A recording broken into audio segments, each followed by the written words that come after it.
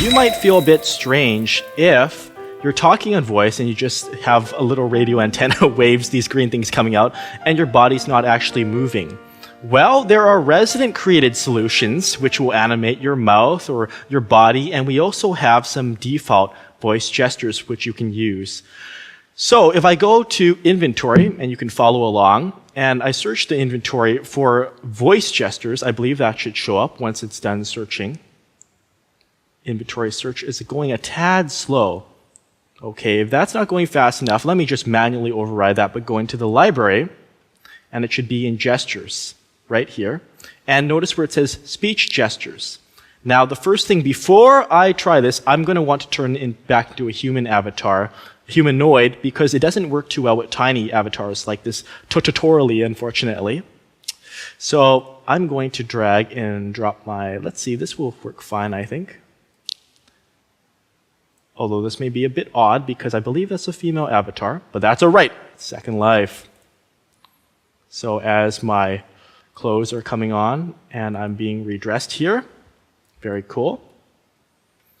You can cross boundaries and genders in all sorts of shapes and forms. And I know people ask about voice transforming stuff too, and there are some programs out there to do that. It's not altogether convincing, but anyway, speech gestures.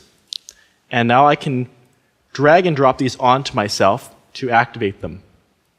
So click, drag, and drop them. And they should be activated.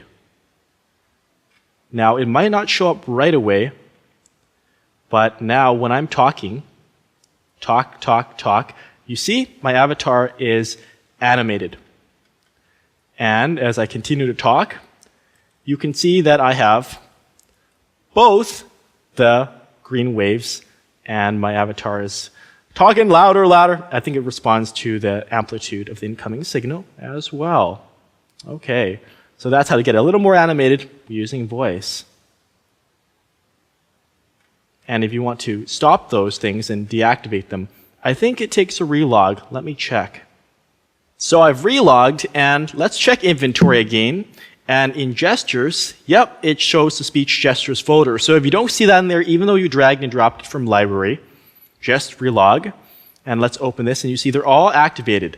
See? Active, still talking, gesturing. And if I want to turn them off, I can right-click this, and I should be able to, it should be easier than that. But anyway, let me show you how it's done manually. Click on one of these, hold Shift, click on the end of the list, and then right-click, and I can deactivate them.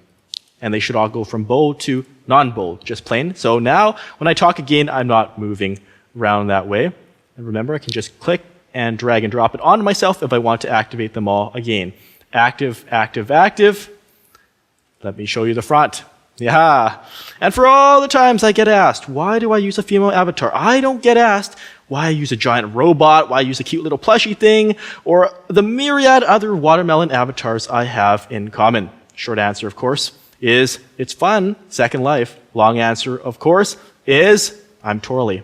Have fun with your speech gestures and seek other ones out. There's some great resident created ones, like I mentioned.